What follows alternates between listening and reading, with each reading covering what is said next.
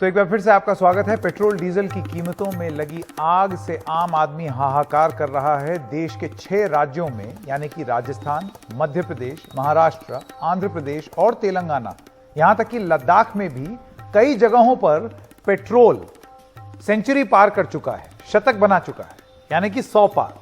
कुछ कुछ जगहों पर उसका दाम 105-106 रुपए भी।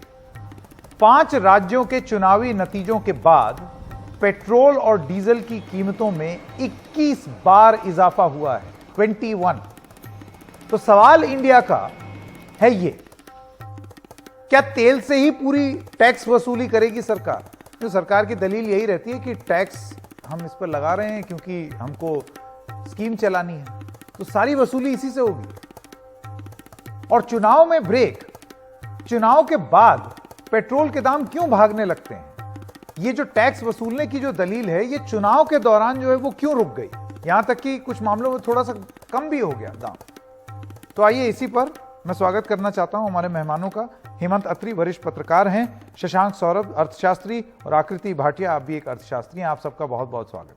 अत्री साहब, मैं पहले आपसे शुरू करता हूं, आपका विश्लेषण क्या है? देखिए संकेत जी, जो पूरे पिछले 37 दिन का जो आपने बड़ा स्पेसिफिक रेफरेंस किया, चुनाव के बाद 37 दिन में 21 बार पेट्रोल और डीजल के रेट बढ़े और इस दौरान में 5.5 रुपए पेट्रोल और 6 रुपए डीजल केवल 37 दिनों में बढ़ा है। तो कहीं ना कहीं पूरे हिंदुस्तान के अंदर जो जनता की जेब है, जो पहले ही कोविड के कारण सारे देश में निराशा है, आय कम हुई है, सारी स्थितियां विपरीत है, उसके बावजूद जनता की जो जेब है उसको जिस तरीके से हलाल किया जा रहा है, ये अपने आप में ऐतिहासिक है।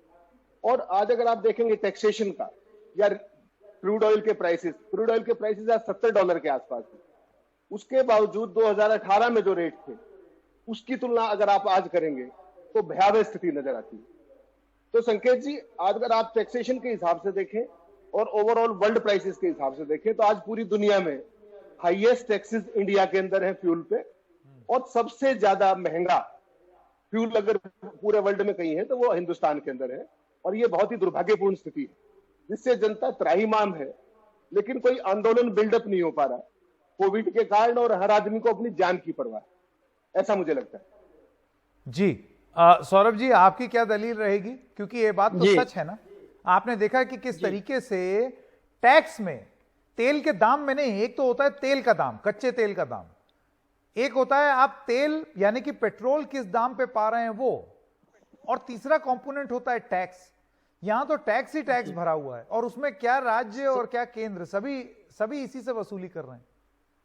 संकेत जी, मैं एक स्टेटमेंट पढ़ूंगा, उसके बाद मैं तेल के खेल पे आऊंगा।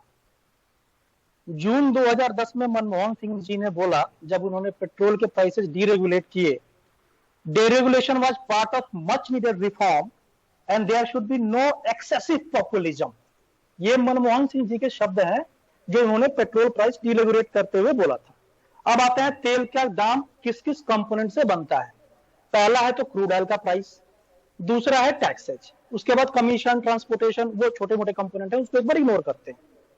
जब आप क्रूड ऑयल के प्राइस की बात करते हैं तो आपको यह भी ध्यान में रखना होगा कि सन 2014 में भारतीय करेंसी का एक्सचेंज रेट क्या था, आज 2021 में एक्सचेंज रेट क्या है। क्योंकि जो भी आप क्रूड ऑयल इंपोर्ट करते हैं उसका पेमेंट आप डॉलर टर्म्स में करते हैं। अगर आपकी करेंसी डेप्रिशिएट हुई है तो नेचुरली आपको आपका जो परचेज प्राइस है वो आप सेम प्रोपोर्शन में नहीं देख सकते कि तब मेरा क्रूड ऑयल पर बैरल क्या था, आज मेरा क्रूड ऑयल पर बैरल क्या है। Just for the sake of comparison मैं आपको यह बता दूं कि 2004 में जब क्रूड ऑयल $40 था, एक्सचेंज रेट 45 रुपए था, तब पेट्रोल के दाम 33 रुपए थे दिल्ली में। आज ये 2014 में जब मनमोहन सिंह जी की सरकार सत्ता से गई तब ये दुगने से भी ज्यादा होकर 72 रुपए हो गए थे, एक्सचेंज रेट 60 रुपए के आसपास था। तो आप केवल क्रूड ऑयल पर बैरल के बेसिस पे ये आप एनालिसिस नहीं कर सकते। दूसरी बात है, लेकिन मैं तो टैक्स कंपोनेंट की बात कर रहा हूं। आ रहा था जी, मैं टैक्स पे ही आ रहा था, क्योंकि ये जो आग लगी है ये उसके दाम पर नहीं लगी है। ये जो टैक्स का कंपोनेंट जो है, जो बहुत तेजी से आपने बढ़ा दिया, और केंद्र सरकार का जो कोटा है उसमें भी बहुत बढ़ा है। जी, सबका बढ़ा है। मैं तो बोल ही रहा हूं कि क्रूड पे टैक्स केंद्र ने भी बढ़ाया, क्रूड पे से टैक्स राज्य सरकारों ने भी बढ़ाया। आपने 5-6 राज्यों का नाम लिया। मैं एक चीज बोलना चाहता हूं, ये चाहे पंजाब हो, चाहे राजस्थान हो, चाहे महाराष्ट्र हो, अगर विपक्ष को इतनी ही चिंता है तो वो अपना स्टेट वैट कम करे ताकि केंद्र सरकार के ऊपर मोरल दबाव बने। वो तो करते नहीं है, झूठ मूठ का हल्ला मचाते हैं। हमारे पत्रकार महोदय ने एक बात कही कि कोविड में जनता को रिलीफ चाहिए। अरे सर, बिल्कुल चाहिए, लेकिन आप बताइए, अगर केंद्र सरकार टैक्स वसूल ना करे तो ये जनता को नवंबर तक फूड ग्रेन दिए जा रहे हैं, मुफ्त वैक्सीनेशन हो रहा है, वो कैसे चलेगा? रेवेन्यू तो यही तो मेरा सवाल है, सारी वसूली इसी पेट्रोल से होगी। 30 सेकंड लूंगा, 30 सेकंड। पूरी रणनीति यही है कि वसूली पेट्रोल से कर लो, और कोई तरीका नहीं है। 1,35,000 करोड़ का ऑयल बॉन्ड छोड़ के गए थे मनमोहन सिंह जी, जिसको 2026 तक रिपे करना है। मुझे ये तर्क समझ में नहीं। आकृति भाटिया, आप मुझे बताइए कि जब जब सरकार से ये पूछा गया है, या जब एक सेकंड सौरभ जी, एक सेकंड आकृति भाटिया, जब ये सवाल पूछा गया है तो ये है कि भाई आपको सरकारी स्कीमों का लाभ चाहिए या नहीं? जनहित में अगर कोई स्कीम आनी होगी तो उसके लिए पैसे चाहिए या नहीं? बिल्कुल चाहिए। लेकिन इसका यह मतलब थोड़ी है कि आप एटीएम मशीन बना करके रख दें पेट्रोल पंप को। जी संकेत जी, जैसा कि सौरभ जी ने एक पंक्ति से बिगिन किया, मैं भी एक पंक्ति और एक स्लोगन से स्टार्ट करना चाहूंगी कि बहुत हुई पेट्रोल डीजल की मार, अब की बार मोदी सरकार। हमें पता है कि किसने बोला था, और सौरभ जी बोल रहे हैं कि पॉपुलिज्म वाली पॉलिटिक्स से दूर रहने की बात थी। कौन पॉपुलिस्ट पॉलिटिक्स कर रहा है, कहां पे कर रहा है, चुनाव के पास कर रहा है, ये बहुत ही ज्यादा स्पष्ट है। तो बिल्कुल सही बात है। लोकप्रिय फैसले का तो सबसे बड़ा उदाहरण ये है, बहुत अच्छी बात है जी, थे तब ये रोक दिया गया।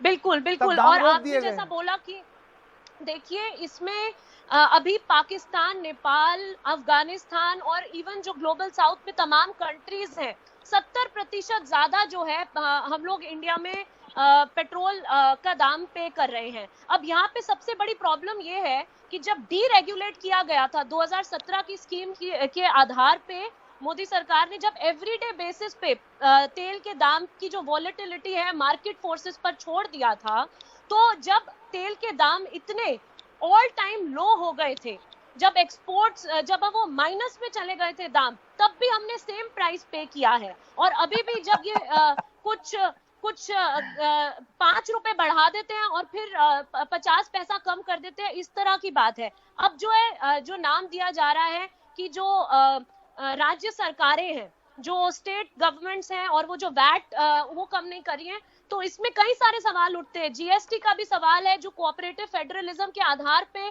स्टेट्स को नहीं मिल पा रहा है, जो कि वादा किया गया था। और इस तरह के कई मामले हैं। अगर आप देखें कि अभी इस तरीके के समय पे जो मार एक आम व्यक्ति को हो रही है, ये पैसा आप आम व्यक्ति से नहीं ले सकते। निर्मला जी के बजट में जब सुपर रिच टैक्सेशन की बात आई थी कि सुपर रिच के ऊपर टैक्सेस लगने चाहिए, उसके ऊपर तुरंत मैं आपका सवाल समझ गया। सौरभ जी, मुझे ये बताइए, कॉर्पोरेट टैक्स दिया जा रहा है, अगर कॉर्पोरेट जगत को अगर आप जो कर है उसमें राहत दे रहे हैं, तो फिर आम आदमी को भी दे दीजिए।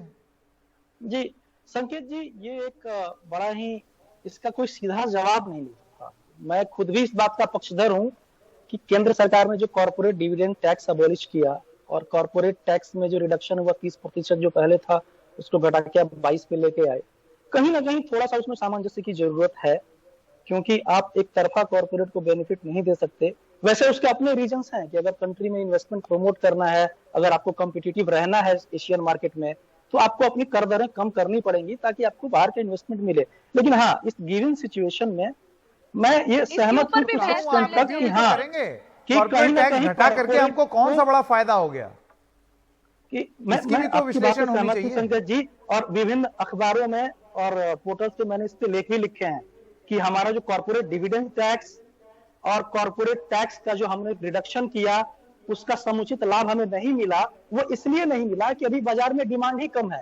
अगर किसी मैन्युफैक्चरर के पास सरप्लस कैपेसिटी है तो वो एडिशनल कैपेसिटी एक्सपेंशन में नहीं जाएगा और उसका लाभ हमें लॉन्ग टर्म में मिलेगा। हाँ, लेकिन वर्तमान मैं छोटे से ब्रेक के लिए रुक रहा हूँ। आप सब लोगों का बहुत बहुत धन्यवाद। जरूरत है, देखिए आप लोगों का बहुत बहुत धन्यवाद। मैं एक छोटे से ब्रेक के लिए रुक रहा हूँ। ये एक ऐसी चीज है जिसका जवाब सरकार ही दे सकती है। आप लोगों से ही वसूली उनके हित में अगर करेंगे तो ये ठीक नहीं होगा। कोई और तरीका ढूंढना पड़ेगा, कोई और तरकीब ढूंढनी पड़ेगी, जिसका जिक्र बहुत सारे विशेषज्ञ कर रहे हैं।